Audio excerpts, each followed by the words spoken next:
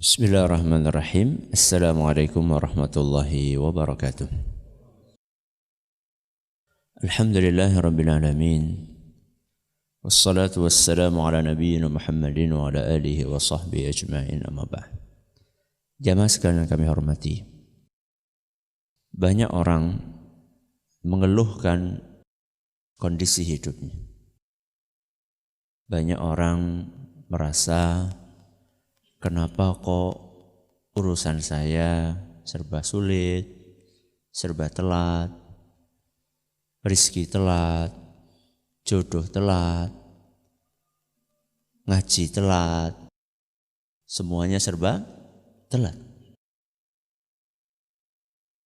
Ternyata pemicunya seringkali adalah perilaku kita sendiri. Maka para ulama kita menyampaikan sebuah kaidah, al-jaza'u min jinsil amal. Ganjaran itu akan menyesuaikan perbuatan. Jadi kalau perbuatannya A, maka ganjarannya ya serupa dengan A. Kalau perbuatannya B, maka ganjarannya pun akan serupa dengan B. Ketika orang telat rezeki, telat jodoh, telat macam-macam, maka ini ganjaran dari perbuatan dia suka telat. Telat apa? Telat sholat. Telat sholat. Orang yang suka menunda-nunda sholat, maka ganjarannya dia akan ditunda-tunda dalam segala urusannya. Rasulullah sallallahu alaihi wasallam dalam sebuah hadis yang diriwayatkan oleh Imam Muslim dari Abu Sa'id Al-Khudri radhiyallahu anhu, beliau berkata, anna Rasulullah sallallahu alaihi wasallam ra'a fi ashabihi ta'akhura. Bahwasanya Rasulullah sallallahu alaihi wasallam pernah melihat sebagian sahabatnya ini telat. Telat ngapain? Telat sholat.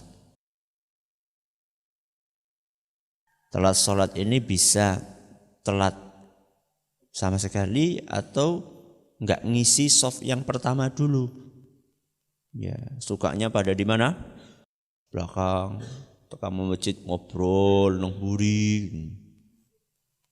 Atau maksudnya adalah betul-betul telat. Imamnya sudah sholat, ini baru datang. Faqala lahum. Maka Nabi SAW pun menasehati para sahabatnya, taqaddamu. Ayo pada maju. Isi dulu shaf yang depan.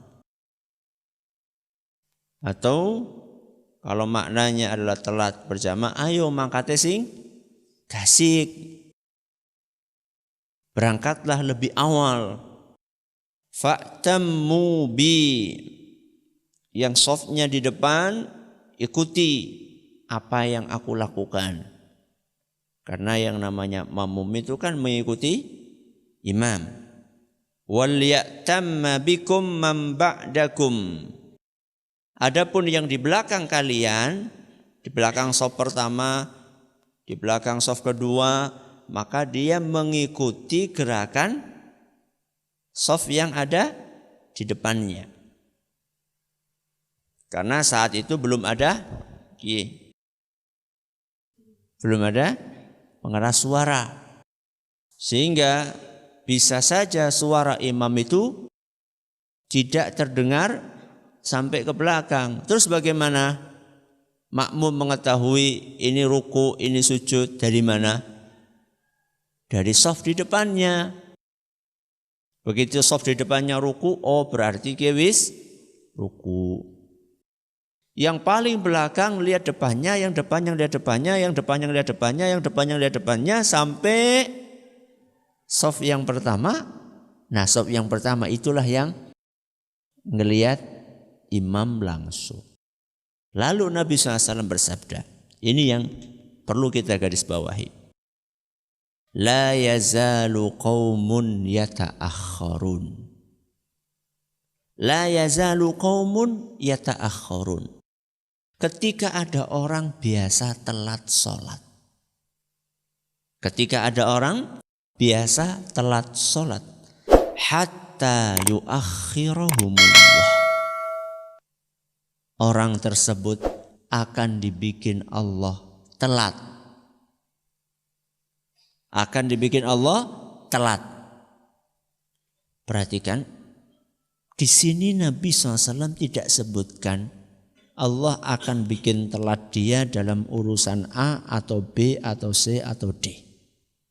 Nabi cuma katakan orang ini akan dibikin telat. Gak disebutkan telat dalam apa? Bisa kita simpulkan, kalau seandainya dibikin seperti itu, tidak ada telat A, B, C, D, berarti maksudnya adalah telat dalam semua urusan.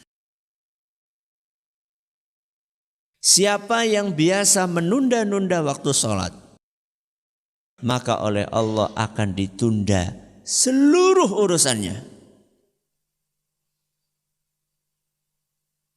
Di dunia ini rezekinya akan ditunda. Di dunia ini jodohnya akan ditunda. Telat rezeki, telat jodoh, telat mikir. Tell me. Si kebre usah tell me. Diulang orang mudeng-mudeng gue tell me jenenge. Maka kita harus koreksi. Kenapa kok bisa seperti ini? Teman saya kenapa belajar sebentar langsung jos dadi lanyung. Teman saya kenapa malah jadi rebutan akhwat. Loh aku golek akhwat siji wangel banget. Ada apa ini? Teman saya rezekinya Masya Allah tabarakallah. Saya ini sulit banget dapat rezeki. Bisa jadi itu dipicu dari kebiasaan kita suka nunda-nunda sholat. Barang siapa yang suka nunda-nunda sholat, maka akan ditunda seluruh urusannya oleh Allah Subhanahu wa Ta'ala. Itu baru efek buruk di mana? Di dunia. Dan itu tidak seberapa dengan efek buruk di akhirat. Tertunda rezeki, tertunda jodoh, tertunda apa lagi? Belajar. Itu belum ada apa-apanya dibandingkan dengan tertunda nanti di akhirat. Tertunda apa di akhirat? Kata Nabi SAW dalam hadis yang diriwayatkan oleh Imam Abu Dawud. Dan hadis ini nyatakan sahih oleh Syekh Al-Albani. La yazalu qaumun yata'akharuna 'anis saffil awal. Ketika ada orang biasa mundur-mundur dari saf pertama, tidak bersegera untuk memenuhi saf pertama. Bisa jadi orang ini sudah berangkat ke masjid tapi dia tidak mau memenuhi saf yang pertama, atau bisa jadi memang babar blas orang ketemu saf pertama wong salate nang omah. Ketika ada orang biasa mundur-mundur hatta yuakhirahumullahu finnar, maka Allah akan jadikan dia telat keluar dari neraka. Telat keluar dari neraka.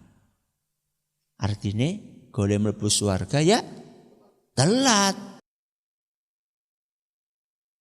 Jadi efeknya itu bukan hanya di dunia saja, di akhirat pun ada efek. Gasiknya kita berangkat ke masjid itu akan berefek kepada gasiknya kita masuk surga. Dan telatnya kita berangkat sholat akan berefek kepada telatnya kita masuk ke surga. Jadi bukan ringan masalahnya. Kebiasaan menunda-nunda sholat itu bukan urusan ringan, urusan gampang, bukan. Ini urusan berat. Berhubungan dengan nasib kita di dunia dan di akhirat.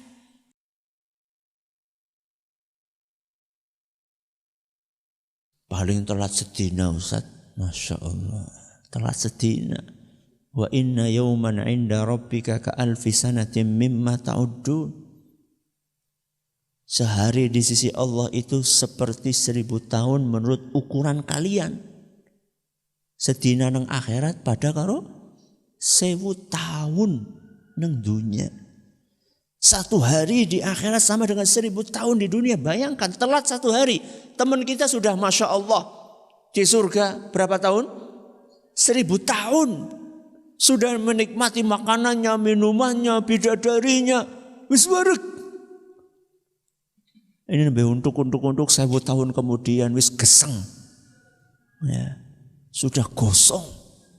Dibakar di api neraka. Itu kalau telatnya satu hari. Kalau telatnya seminggu. Berapa tahun? 7.000 tahun. Kalau telatnya sebulan. Minten? 30.000 tahun. Nek telatnya setahun. 360.000 tahun. Bukan urusan ringan jamaah. Bukan urusan remeh. Kebiasaan telat sholat itu bukan urusan remeh. Ini urusan berat.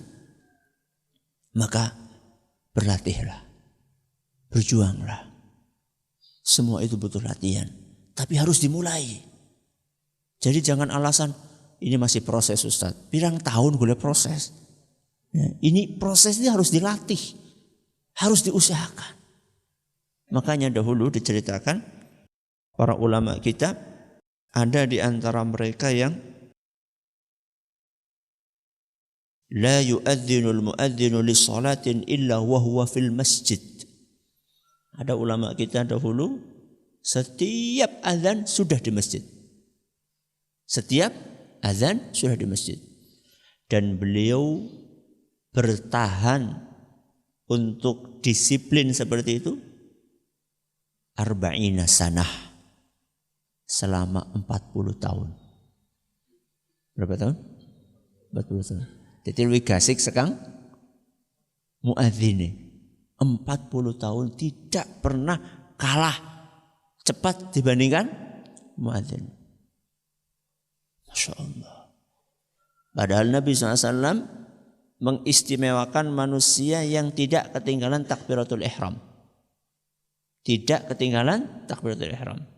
Tidak ketinggalan takbiratul ihram itu maksudnya ketika imam Allahu Akbar makmumeh sudah berada di shaf. Berarti kalau misalnya imam Allahu Akbar makmumeh nembe munggah tangga itu enggak masuk dalam kategori tidak ketinggalan takbiratul ihram, enggak masuk. Apa maning nembe tangi orang mlebu berblas. Jadi levelnya ulama yang tadi itu di atas apa yang dianjurkan oleh Nabi SAW. Nabi SAW menjanjikan orang yang tidak ketinggalan takbiratul ihram 40 hari 40 malam dijanjikan oleh Nabi SAW akan dibebaskan dari neraka dan sifat kemunafikan. 40 hari 40 malam tidak ketinggalan takbiratul ihram. Level di bawahnya lagi tidak masbuk. Level di bawahnya lagi tidak masbuk. Tidak masbuk ya maksudnya minimal ruku bareng sama imam. Itu tidak masbuk. Jadi kalau jenengan itu sudah berlatih tidak masbuk, mending. Tapi urung patia ideal. Belum ideal. Banget belum. Jadi kalau alhamdulillah aku sih alhamdulillah wis ora tau masbuk. Artinya ya begitu imam ruku ya aku wis cepet-cepet ben bisa ruku bareng. Ya. Itu lumayan ya. Tapi masih ada yang di atasnya. Apa itu tadi? Tidak ketinggalan takbiratul ihram. Dan masih ada yang di atasnya lagi. Apa tadi? Muadzin di masjid jenengan sudah datang sebelum muadzin. Apa itu Ustaz ya? Latihan. Makanya sudah dilatih dari orang masbuk disit. Ya. Nanti sudah terbiasa, naikkan grade-nya. Di atasnya apa tadi? Tidak ketinggalan takbiratul ihram. Sudah settle, sudah bagus, naikkan lagi grade-nya. Sebelum azan sudah berada di masjid. Sampai-sampai ada seorang ulama yang berkata, "Idza adzana al-muadzinu fa in lam tajiduni fil masjidi fatlubuni fil maqbarah." Kalau sampai muadzin sudah azan, kok kalian tidak lihat aku berada di masjid? Gimana? Kalau sampai azan dikumandangkan, kok kalian tidak ngelihat aku ada di masjid? Belum ada di masjid, cari aku di kuburan. Cari aku di kuburan. Lagi gali kuburan apa? Bukan. Aku sudah mati. Kalau kalian sudah mendengarkan azan, lalu aku tidak ada di masjid, gue tandanya wis mati. Berarti dia itu selalu sebelum muadzin datang, dia sudah di masjid. Nek siki nek wis adzan aku ora keton, berarti nyong nang kasur. Lagi turu. Pamaning nang pasar, urung rampung. Pamaning nang sawah. Maka ayo perbaiki. Ayo kita perbaiki. Jangan sampai gara-gara telat yang satu ini akhirnya jadi telat segalanya. Wallahu a'lam bishawab. Terima kasih atas perhatiannya. Mohon maaf atas segala kurangannya. Kita tutup dengan baca subhanakallahumma bihamdika asyhadu an la ilaha illa anta astaghfiruka wa atubu ilaik. Assalamualaikum warahmatullahi wabarakatuh.